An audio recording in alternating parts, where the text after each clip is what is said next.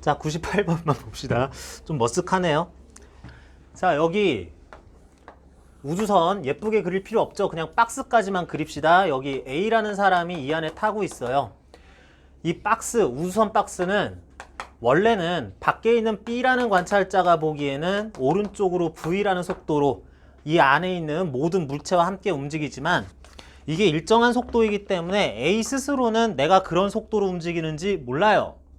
그래서 A 스스로는 요 박스 전체가 정지해 있으며 정지해 있는 이 가운데, 앞뒤에 대해서 가운데에 전등이 하나 달려 있고 여기서 이제 불이 딱 켜지면 양쪽으로 빛이 또는 모든 방향으로 쫙 이렇게 퍼질 거다라고 이제 A는 관찰을 할 거예요. 그랬을 때 98번이죠. 가운데에 거의 이 두께를 무시할 수 있는 매우 얇은 빛 검출 장치, 광 센서 이런 게 있어서 여기에 빛이 닿으면 빛이 여기서 나한테 도착했어요 라는 것을 얘가 측정하는 게 가능하다라고 하고 이렇게 되는 이 전체 박스 내부 왼쪽 오른쪽 우리 머리요 꼬리요 라는 표현을 쓸 수도 있을 텐데 여기에서 전등이 두 개 달려서 여기서 빛이 가운데 요걸 향해서 달려오고 있다라고 합시다. 그랬을 때 먼저 A라는 관찰자가 측정하기에는 A가 보기에 이렇게 된 상황 자체에서 자 A가 보기에 두 광원에서 빛이 동시에 방출되었다라고 하는 거는 별거 아니죠. 불이 동시에 켜졌다라는 얘기예요. A에 대해서 두 광원은 동시에 켜졌다. 그렇다면 가운데 있는 빛 검출기를 향해서 빛이 A가 보기에 똑같은 속력 C로 올 거니까 여기서 출발한 각각의 빛이 광센서에 도착한 것도 여기에서 동시다라고 해야지 되겠네. 자, 여기서 빛이 온다 두 개의 사건 이렇게 되는 게 아니라 불이 켜져서 빛을 방출한다 라는 두 개의 사건, 그 빛이 시간이 지나서 뭔가에 왔다, 그 빛이 와서 뭔가에 왔다라고 하는 도착의 또 두 개의 사건 해가지고 이 안에서는 주요 사건이 4개 일어나고 있는 겁니다. 머리에서 불이 방출, 꼬리에서 불이 방출, A가 보기엔 동시. 머리에서 방출된 게 광센서에 도착, 꼬리에서 방출된 게 도착이라는 또 두 개의 사건, A가 보기엔 동시라는 게 있을 건데 각각의 사건을 B는 어떻게 볼지 봐야 되는데요. B가 보기에는 A가 관찰한 사건, 이렇게 불이 켜졌다가 동시에 일어났다라고 했을 때 어떤 동시 사건을 관측한 A라는 관측자가 B의 눈에는 B에 대한 상대 속도가 오른쪽으로 움직이고 있는 것으로 나타날 거기 때문에 A의 동시 사건이 B에게는 동시가 아닌 걸로 다른 관측이 일어날 수 있다. 얘네들이 동시가 아닌 걸로 B에게 관측이 된다면 B에게는 무엇이 먼저 일어났다고 볼 수 있느냐? 상대적으로 A가 B에게 보이는 A가 움직이는 방향 뒤쪽 사건이 요 사건이 뒤죠. 그래서 꼬리에서의 불이 켜진 것이 먼저 머리에서 불이 켜진 것은 나중에 라고 요렇게 B에게는 관측이 된다 라고 해야 되겠고 그리고 A에게 저기서 아무튼 튀어나온 게 나한테 도착 여기서 튀어나온 게 똑같은 물체의 도착이라고 할 두 사건이 동시라고 할 때 B가 보기에는 그 도착과 도착이 또 동시가 아닐 수도 있기는 해요. 그런데 B가 보기에는 도착의 동시 중에 누가 더 먼저냐 그랬을 때 역시 B가 보기에 A가 오른쪽으로 가고 있으니까 그 둘 중에 뒤쪽 사건이 먼저예요 라고 하려고 그랬더니 뒤쪽 사건이라는 게 없네요. 이거는 A에 대한 한 지점에서 벌어진 두 개의 동시 사건이니까 이거는 그거는 내가 보기에도 동시 맞네요 라고 생각을 해줘야지 되겠다. 자, 그래서 동시 사건이냐 순차적인 사건이냐를 판단하는 일종의 요령에 의하자면 기억 B는 우주선의 머리 쪽에서 방출된 빛이 빛의 검출기에 먼저 도착한다고 생각하냐 요걸로 페이크를 치고 도착과 도착 중에 누가 먼저냐? 머리에서 방출, 뒤에서 방출, 꼬리에서 방출된 거 누가 먼저 도착할 거냐 그랬을 때 그 도착 길이는 선후 관계가 없다라고 B도 동시라고 생각해야 된다라고 해서 기억은 틀린 게 되는 거고요. 니은 B는 꼬리 쪽에서가 방출 중에서 먼저라고 생각한다. 아까 살펴본 대로 맞는 말이고요. 디귿 B는 빗검출기의 위치가 중앙보다 약간 머리 쪽에 치우쳐져 있는 걸로 보겠다. 전체적인 물체가 일정한 속도로 움직이고 있다면은 이게 상대적으로 머리, 중앙, 끝 뭐 이렇다는 거리의 비율은 B에게도 그냥 이거 가운데 있는데요 라고 똑같이 설명이 됩니다. 관측이 돼요. 물론 정지했을 때의 우주선의 길이보다 B는 좀 짧아진 것으로 전체적인 길이 수축을 보긴 하겠지만 B에 대해서 그 각 부분의 비율이 일정한 속도일 땐 똑같다라고 해야 된다는 거. 자, 그거 때문에 98번 기억, 니은, 디귿 약간 설명할 거리가 있었는데 이거 질문 하나밖에 없었는데 왜 이렇게 이쪽에서 설명했지? 질문할 거 더 없나요? 내가 사전에 차단을 해서 그런가? 선생님 102번이요, 103번이요, 104, 105, 106번이요. 이것들은 지금 당장 보기에는 너무 내용들이 좀 그 수준을 넘어가는 거거나 당장에 보기에는 이렇게 부적절한 거라서 요거는 일단 넘어가는 걸로.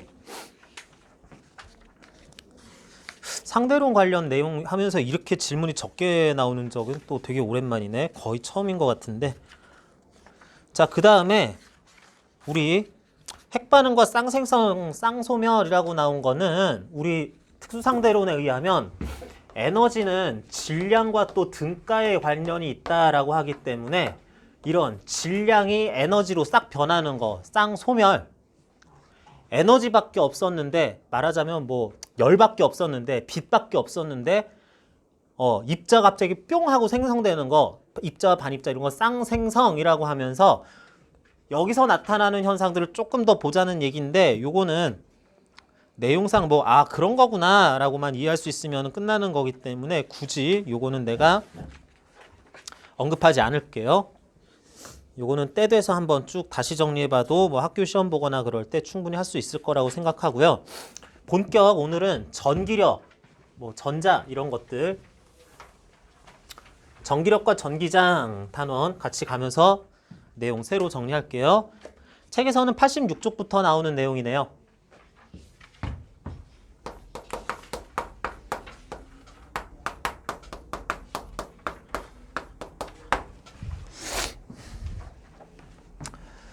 자, 여러분들 앞부분까지 공부들 하시느라 대단히 수고들 많으셨습니다.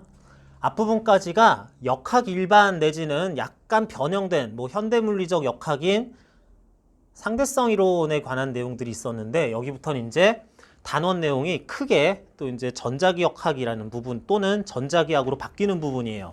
그래서 앞부분하고 연계성이 있지만 그래도 내용적으로 상당히 새로운 내용들이 나올 건데 자, 먼저 전기력이라는 힘이 등장을 합니다. 앞에서 우리 여러 가지 힘들이라는 것들을 쭉 보는 과정에서 중력, 장력, 수직항력, 전기력은 뒤에서 공부하자 그러면서 잠깐 생략했던 기억이 납니다. 그러는데 그 힘의 종류 중에서 하나인 전기력은 할 말이 너무 많아서 따로 단원을 빼서 공부하는 거다라고 하자. 자, 여러분 다 알고 있는 내용이에요. 모든 원자, 모든 분자, 뭐 이런 물질들은 쪼개고 쪼개면 결국에는 원자 단위로 생각할 수 있는데 원자에는 원자핵과 전자가 있으면서 원자에게는 양성자 여러 개와 중성자 여러 개가 있어가지고 아주 작은 범위 내에 질량이 크게 존재를 하고 질량이 약 1800 내지 1900분의 1 정도 양성자, 중성자 하나보다 그렇게 매우 작은 질량 가지는 전자들이 주변 공간을 떠돌아다니고 있다 라고 하는데 양성자 하나의 전하량 크기와 전자 하나의 전하량 크기가 똑같기 때문에 양성자와 전자의 개수가 똑같을 때 우리는 이 원자 자체를 중성원자라고 하고 전자가 떨어지면 이거는 양이온이 됐다. 전자가 하나 더 붙으면 음이온이 됐다. 뭐 이런 식으로 얘기를 하면서 상황에 대해서 입자의 전하 상태를 이렇게 플러스 양이온 또는 양전하, 음전하 구분한다 그랬어요. 양이온, 음이온 하면서 음이온 얘기만 나오면 내가 이제 하고 싶은 말이 되게 많아지는데 갑자기 많아지는데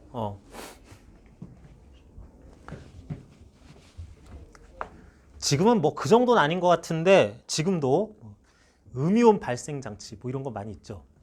음이온 발생 헤어드라이어, 음이온 발생 공기청정기, 산소 발생기 뭐 이렇게 저기 뭐야 독서실 이런데 산소 발생기 이게 뽁뽁뽁 하면서 나오는 거, 푹 하는 거. 산소 발생기 오케이 산소 발생을 할 수 있다 치자. 근데 그것도 나는 조금 의문이기는 해요. 산소 발생을 어떻게 시키는 것 같아요? 그런 애들은 독서실에 있는 애들은 뭐 물을 전기 분해하는 것 같아요? 그럼 수소는 어떡하냐? 펑펑펑 터뜨리나? 수소가 평상시에 공기 중에 많진 않아도 있으면은 그게 농도가 바뀌면 그것도 문제도. 아무튼 뭐 산소 발생기까지는 나도 이제 이해를 해. 근데 거기다가 얘들은 막 음이온까지 발생시키더라, 그죠?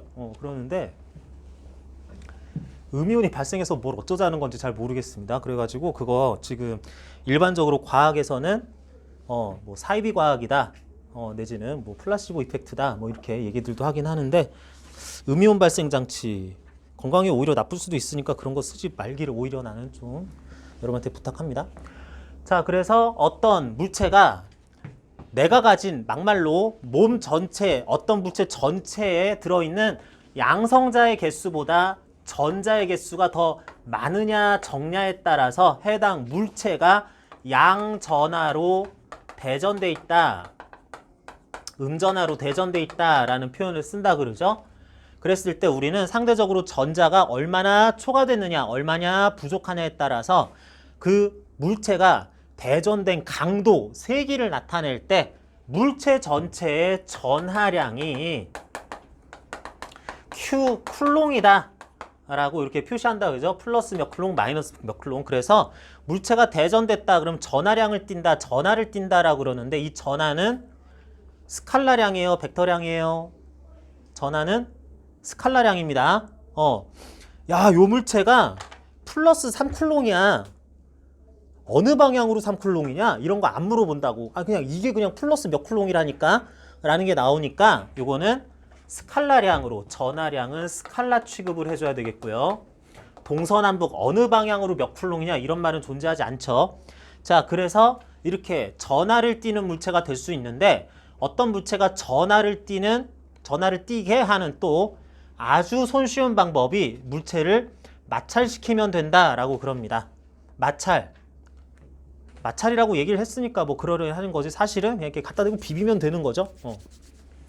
갖다 대고 비비면 되는데 이게 어떤 물질이냐에 따라서 그 물질의 그 원자 구조, 분자 구조 뭐 그래서 얘들이 에너지 상태 이래야 되는 거 복잡해서 그냥 대강대강 넘어가면은 결국에는 그래서 이 물질은 현재 전자를 누구한테서 훔쳐오기, 뺏어오기 좋은 애들이다.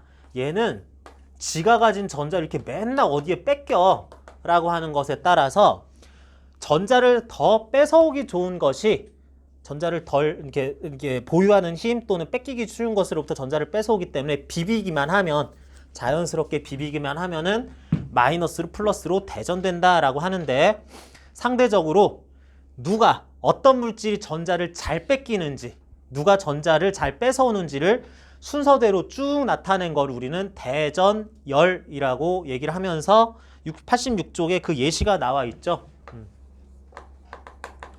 대전열 그러면은 전자를 잘 뺏기는, 그래서 플러스로 대전되기 쉬운 털가죽부터 시작해서 털가죽, 상아, 유리, 명주, 나무, 고무, 에보나이트, 셀룰로이드, 에보나이트 뭐 등등등 있는데 자, 우리는 여기에서 이것들 나는 학교 다닐 때 이거 상당히 여러 개를 뭐 한 대여섯 개 정도는 순서대로 외웠었던 기억이 납니다. 그래가지고 뭐 여기에 들어갈 것으로 적당한 것은 이런 거 시험 문제도 나왔었던 기억 나는데 요즘에 이런 거 시험 문제 거의 안 내죠. 학교 시험에선 가끔 내도 수능에선 절대 안 내죠. 이런 거 아주 너무 단순함기는.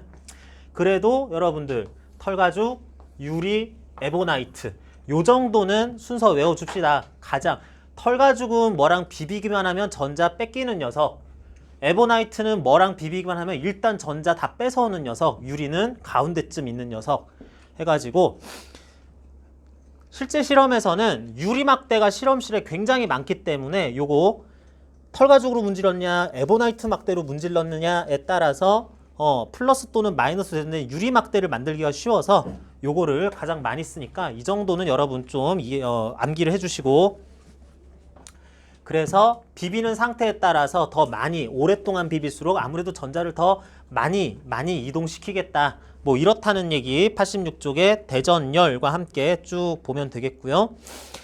자, 그리고 86쪽 밑에 또 보면은 그 대전에 대해서 도체 대전과 부도체 대전 상황 요 구분을 해놨는데 이거는 지금 뭐 아주 자세히 얘기할 필요는 없을 것 같은데 분극 먼저 봅시다. 그 밑에 분극, 정전기 유도라는 현상이 나오는데 요거 용어 정리를 좀 할 필요가 있을 것 같아요.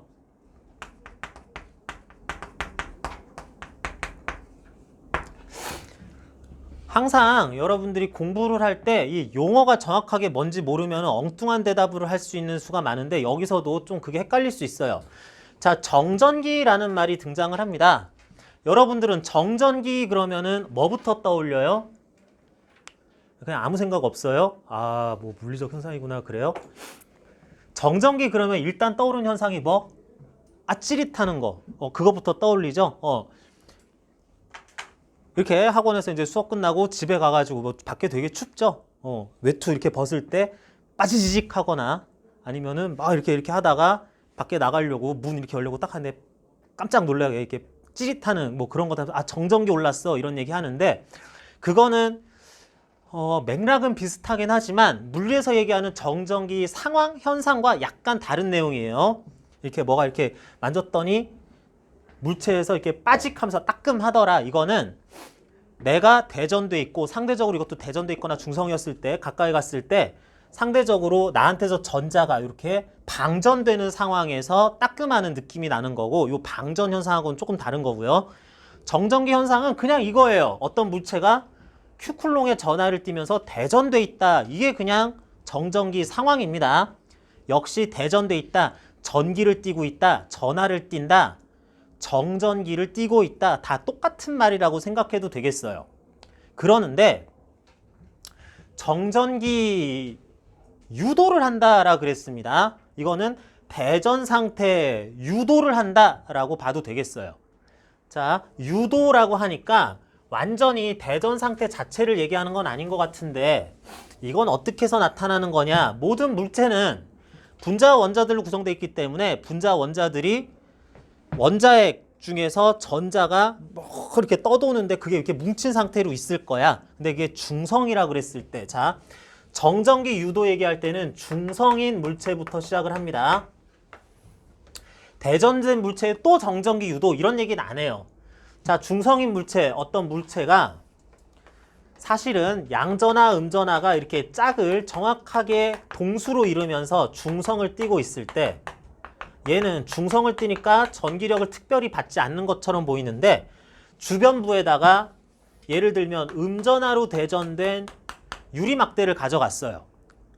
그러면 얘는 지금부터 어떻게 될까 그랬을 때 이게 도체였는지 부도체였는지에 따라서 상황이 크게 두 가지로 갈린다 그래야 되겠죠. 먼저 이게 도체였을 경우, 도체인 경우에는 물질 자체의 내부의 자유전자, 내부적으로 공간적 위치를 심하게 이동할 수 있는, 자유롭게 이동할 수 있는 전자가 있어서 음전하, 마이너스 전하를 띠는 물체가 오면 얘네들이 밀려나서 상대적으로 아, 얘 싫어 그러면서 이 안에 있는 것들 중에서 전자들이 여기까지 도망을 가기 때문에 상대적으로 전자가 집 나간 애들, 원자 핵들, 양전하 띠는 것들이 알짜로 남는 모습, 얘들은 뭐 그냥 대강 이렇게 뭐 난 중성인데요 그러면서 이렇게 상쇄된다 그러면 그래도 전체적으로 중성 상태는 유지되는 게 맞죠.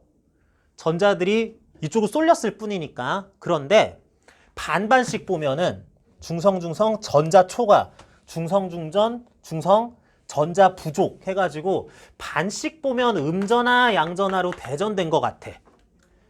그래서 이거는 그런 플러스 마이너스 물체가 있는 것 같은 효과도 나타나면서도 왠지 중성이긴 한데 그래가지고 정전기 현상이 나타난 것 같은데 대전 상태가 벌써 벌어진 것 같은데 하면서도 정확하게 전체적으로는 중성 상태인 거를 유지를 하고 있다면 이거를 정전기 유도가 됐다고 하자. 그 다음 부도체는 역시 양전하와 음전하가 중성 상태 같은 수로 있기는 있었는데 음전하에 의해서 전자가 저쪽으로 쏠려가는 건 아니라 상대적으로 전자가 요 주변에서 이쪽으로, 요 주변에서 요쪽으로, 이쪽으로 이렇게 치우쳐지는 효과가 나타나면서 사실은 너무 배열이 잘 돼 있기 때문에 이거는 뿔마 너무 배열이 잘 돼 있어서 특별히 전하를 띠는 게 없어요. 없을 줄 알았는데 여기서 마뿔 하면서 이렇게 끝나다 보니까 적어도 이 끝에는 음전하들이 쫙 있으면서 여기는 플러스로 끝나면서 양 끝부분이 어느 정도 음전하, 양전하를 띠는 것 같은 이런 효과가 또 발생하긴 한다. 그 결과 이것도 결국에는 양끝이 마이너스, 플러스 전하를 띠는 것처럼 보이지만 중성이긴 하다라는 의미로 둘 다 정전기 유도가 일어났다라고 하긴 해요. 정전기 유도가 일어나서 뭐 음전하에서 이렇게 정전기 유도가 일어나니까 플러스가 가까이 있고 마이너스는 멀리 있으니까 얘네들이 서로 당긴다 라는 현상이 나타나는 거는 동일하기는 한데 어쨌든 이렇게 정전기 유도가 일어났다라고 하는 상황이 있는 거고 이렇게 되는 게 정전기 유도고요.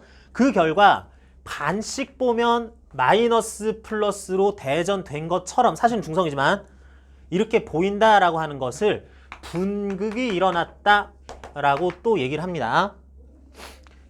정전기 유도가 큰 개념이고 정전기 유도를 시켰다, 정전기 유도 현상이 일어났다라는 거고 그 결과 극이 마이너스 플러스로 나뉘었다라고 하는 것에 집중해서 설명하는 게 얘가 분극되었다, 얘도 분극되었다라고 용어를 이렇게 사용합니다.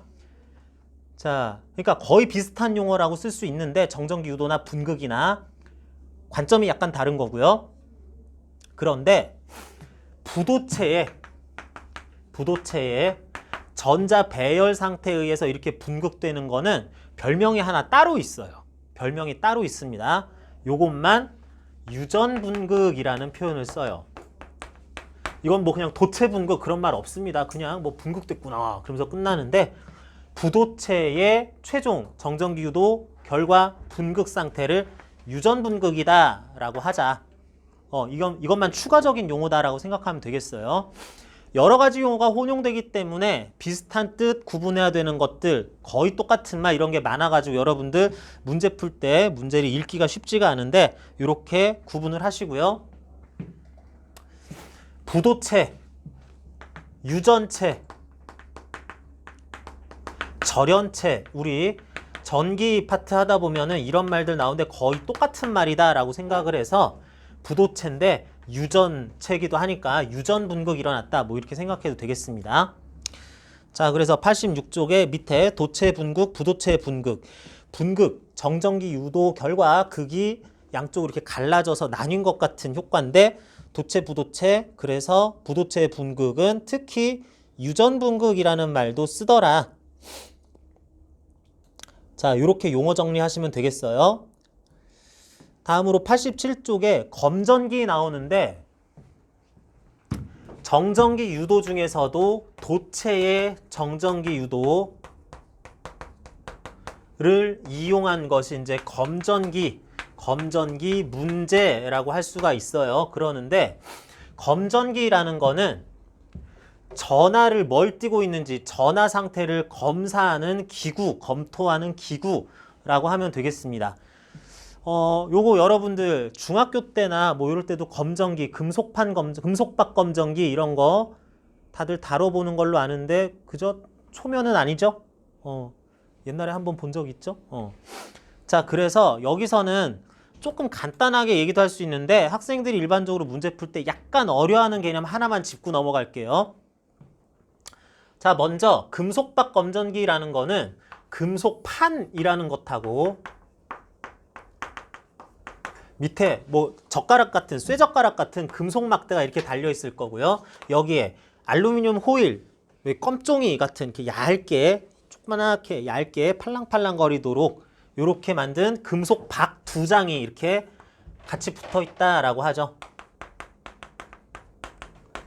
그러면서 야, 여기는 좀 건드려도 되는데 여기는 건들지 마세요라고 하는, 여기는 보호하기 위해서 이렇게 유리병, 진공 상태 유리병 안에 요걸 이렇게 넣어 놓고는 해요.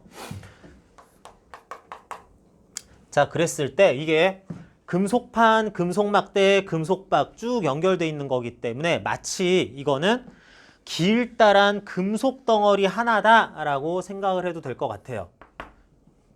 그렇기 때문에 여기서 본 것처럼 금속 덩어리 길다란 거 주변에다가 마이너스 대전체 혹은 플러스 대전체를 가져가면 요거 길다란 거 끝에다가 대전체 갖다 놓은 것처럼 얘가 주변의 전자를 밀어내려고 하니까 전자가 모두 끝으로 쏠리고 간 만큼 전부 다 금속이니까요.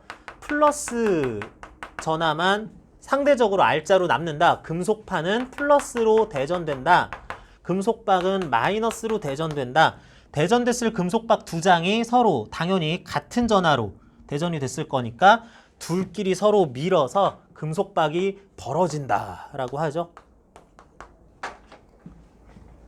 뭐 이걸 또 치우면 얘들이 이렇게 플러스 마이너스 흩어져 있을 이유가 없으니까 다시 중성 상태로 돌아오면서 금속박은 다시 오므라든다. 뭐 이런 얘기들 하게 될 것 같아요. 뭐 그래서 많이 대전돼 있을수록 더 많이 벌어질 거고 중성 상태로 들어오면은 여지없이 붙을 거고 이렇게 하면 되는데, 학생들이 이런 거 생각하는 과정에서 약간 어려워하는 문제가 접지를 시킨다면 어떻게 될 것이냐라는 그 접지 용어에 대해서 조금 까다로워합니다. 접지. 접자는 접촉한다, 접속 또는 접촉한다라고 할 때 뭐가 붙었다라고 할 때의 접자고요. 지자는 땅지자를 쓸 건데 접지 영어로는 그라운드를 잡는다, 그라운드 시킨다 라거나 어스 시킨다라 그래요. 아, 발음. 어스 시키는 거 아니고요. 얼스 시킨다라고 해야 되는데 뭐 그런 말인데, 접지 시킨다라는 거 기호상으로는 이렇게 합니다. 여기에다가 금속판 부분을 접지를 시켜보자. 뭐 이렇게 표시하면 되겠어요. 이게 접지 표시입니다. 그러는데 실제로 저 접지라는 행위는 어떻게 하느냐, 여러분 문제에서도 나오는데 진짜로 도선 이렇게 해가지고 도선 이렇게 어디 딴 데 이렇게 댈 수도 있는데 이렇게 손가락 이렇게 만지기만 하면 돼요. 그럼 접지시켰다 할 수 있어요.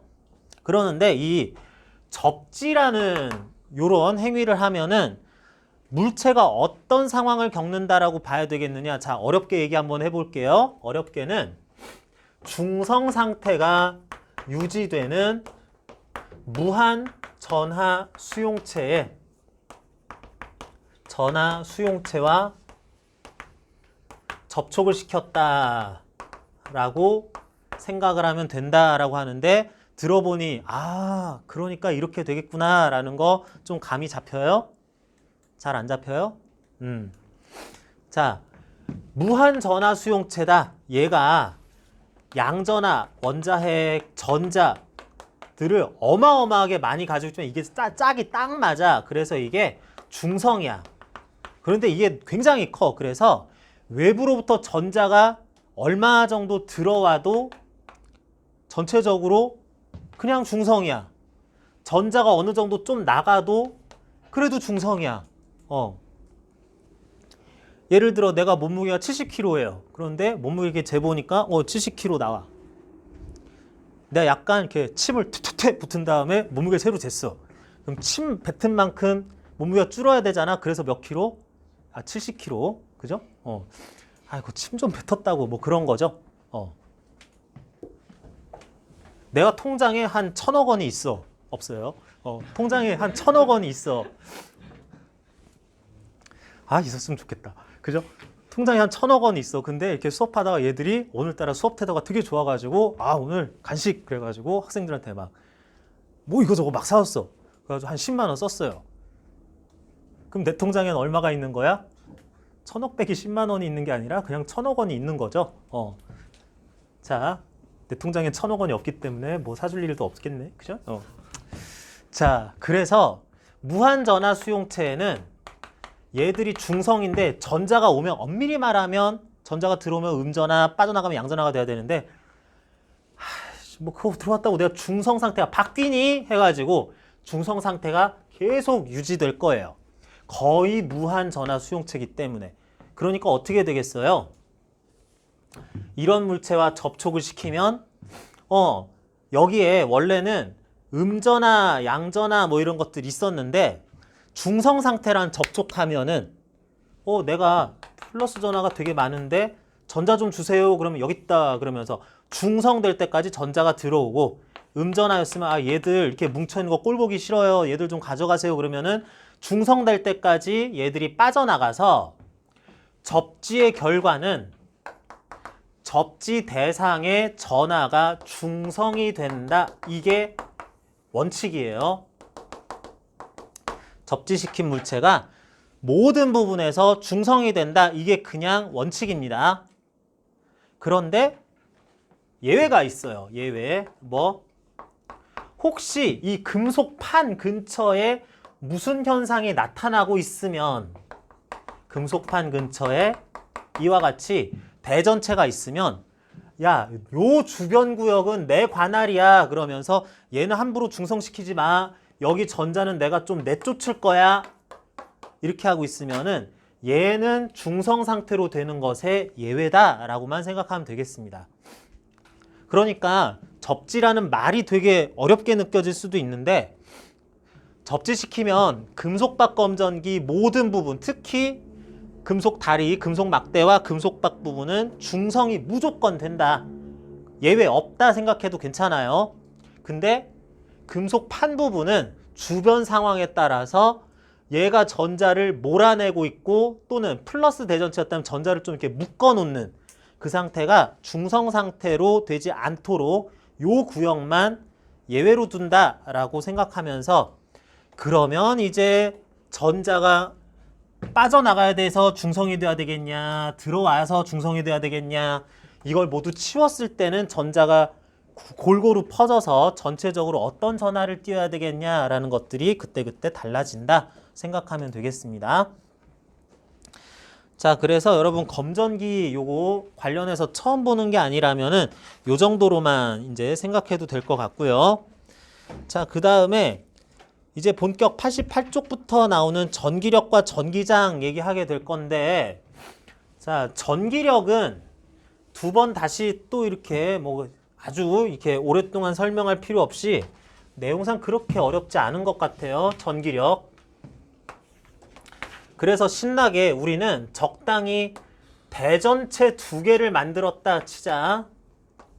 대전된 물체 하나는 뭐 라지 큐 쿨롱, 또 하나는 뭐 스몰 큐 쿨롱짜리 물체를 두 개를 이렇게 만들었다라고 하자. 그랬을 때 두 물체가 전하의 종류가 똑같다면 두 개 이렇게 갖다 놨을 때 전하의 종류가 플러스 플러스 똑같다든 마이너스 마이너스 똑같으면 서로 밀 것이고 플러스 마이너스면 당길 것이고 뭐 그렇게 될 거야. 그러는데 라지 큐, 스몰 큐 쿨롱 이렇게 대전된 물체를 R미터만큼 떨어뜨려 놓으면은 서로 밀 거야. 내가 너를 밀면서 너도 나를 밀 거다. 이렇게 할 수 있을 텐데 서로가 현재 이렇게 밀고 있는 그 전기력의 크기는 어떻게 구하나요? 했을 때 우리는 이 힘을 구하는 방법을 쿨롱 법칙이라고 하고요. 쿨롱 법칙으로 계산되는 힘의 크기는 쿨롱 상수 K 곱하기 R 제곱분의 Q1, Q2 뉴턴이다. 이런 식으로 얘기를 합시다. F의 크기는 둘 사이의 거리 제곱에 반비례하면서 전하량의 곱에 비례하는 크기로 나타난다. 라고 합시다. 플러스 마이너스였으면 서로 당기는 힘으로써 그런 크기가 되면 되고요. 뭐 이렇게 어렵지 않죠? 근데 여러분들 요거 감각을 하나 이제 크기에 대한 좀 감각을 알아놓을 필요가 있는데 예를 들면 아주 간단히 갑시다. 얘가 플러스 1쿨롱이고 얘는 플러스 또 1쿨롱이고 둘 사이의 거리가 한 1m 된다 그래요. 어떻게 보면 작은 전하량 같습니다. 1쿨롱과 1쿨롱 거리가 막 이렇게 가까운 것도 아니라 한 1m 떨어져 있대요.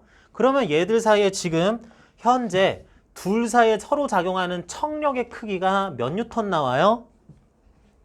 K 1제곱분의 1 미터 단위, 쿨롱 단위 쓰면은 뉴턴 단위로 나오는 크기가 1분의 11 K 뉴턴 나오겠죠. 이렇게 쓸 때 K 쿨롱 상수가 얼마인지 알아요? 얼마인지 알아요? 이때 쓰는 K 값이 9 곱하기 10의 9제곱 정도 됩니다. 8.99 곱하기 10의 9제곱이나 뭐 그래가지고 현재 둘이 서로 미는 힘이 90억 뉴턴이에요. 근 100억 뉴턴이죠. 내가 예를 들어서 몸무게가 몸의 질량이 100kg일 때 내가 받는 중력이 1000뉴턴이라고 980 내지 1000뉴턴이라고 얘는 100억 뉴턴쯤 된다고 90억 뉴턴쯤 된다고 이거 어마어마하게 강력하게 서로 미는 겁니다. 이거 좀 이상하지 않아요? 1쿨롱밖에 안 되는데 계산 결과가 이렇게 나오는 게 좀 이상하지 않아요? 하나도 안 이상한 거예요. 뭐냐면 이게 맞아요. 선생님 값이 너무 큰데요? 이게 대전체 전하량이 1쿨롱이다 라고 하는데 1쿨롱만큼 대전되는 게 이게 엄청 크게 대전이 되는 거예요. 물체가.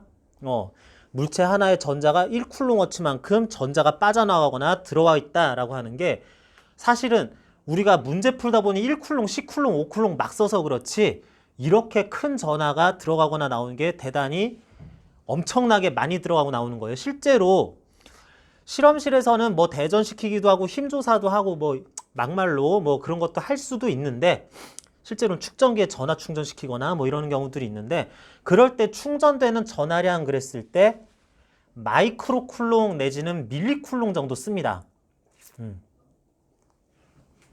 곱하기 10의 마이너스 6승에서 곱하기 10의 마이너스 3승 쿨롱 단위를 써야지 적절하게 나오지. 아우 교수님 제가요 이거요 3쿨롱으로 대전시켜 왔어요 막 이렇게 갖다 주려고 그러면 오 치워 그러면서 맞으면 큰일 나요. 야 그거 막 들고 다니면 큰일 나 임마 그러면서 요거 대전이 실제로 몇 쿨롱 단위라고 하는 거는 상당히 큰 단위라는 거 여러분 생각하시고요. 자 그랬을 때 전기력 이렇게 되는구나 88쪽에 쿨롱 법칙 요거 나온 거 뭐 그냥 그렇구나라고 이해하시면 되고요. 그렇게 많이 어렵진 않죠. 그러는데 여기 전기장이라는 말이 또 나오면서 여러분들이 이제 신경 쓸 말이 슬슬 등장을 하네요. 전기장, 전기적인 장. 그래서 영어로 electric field예요.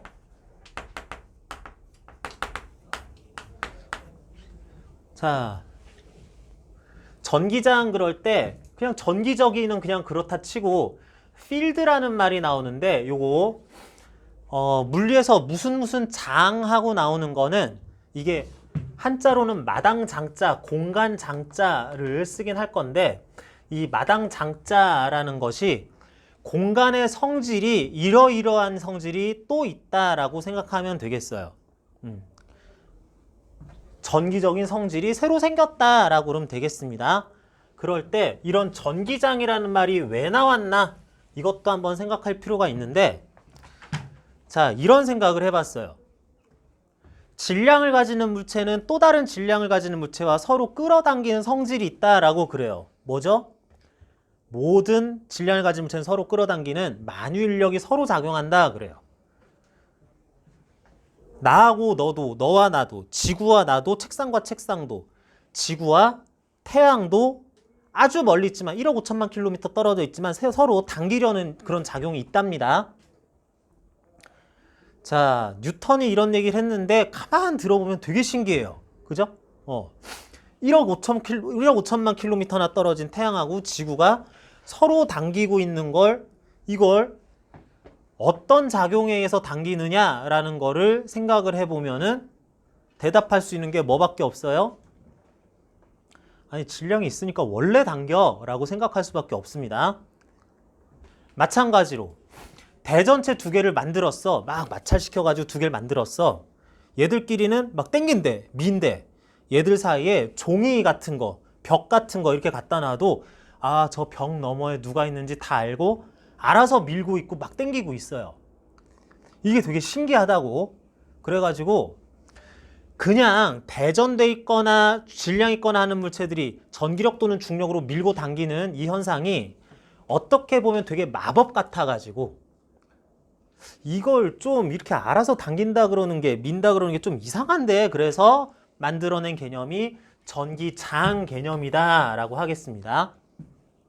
어떻게 설명하냐면 이와 같이 전하를 띠는 물체가 있다 그랬을 때 주변에 또 다른 전하를 띠는 대전체가 있으면 밀어야지 얘는 살살 좀 당겨야지 얘는 살살 밀어야지 얘는 강력하게 당겨야지 그러는 거를 얘가 그때그때 막 찾아보다가 얘는 밀어야지 당겨야지 얘는 살살만 당겨야지 이런 걸 그때그때 결정하는 게 아니라 이런 것들이 존재하기 전에 이미 얘는 뭔가 저기 있는 게 뭐가 있다는 거 알고 당기는 게 아니라 다른 것들이 존재하기 전에 대전체는 이미 이 공간, 주변 공간을 사실은 엄밀히 이론적으로 얘기하면 온 우주의 모든 공간을 전기적인 어떤 성질을 이미 입혀놓았다라고 하자.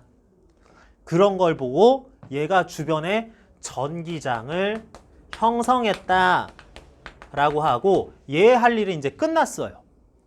전기장이 형성되어 있지 않은 공간을 나름 내 목표대로, 내 목적대로 전기장을 이러이러하게 꾸며 놓았다라고 한 다음에 그 다음에 얘는 그 상태를 유지만 시키고 주변에 뭐가 있는지 신경을 안 써요.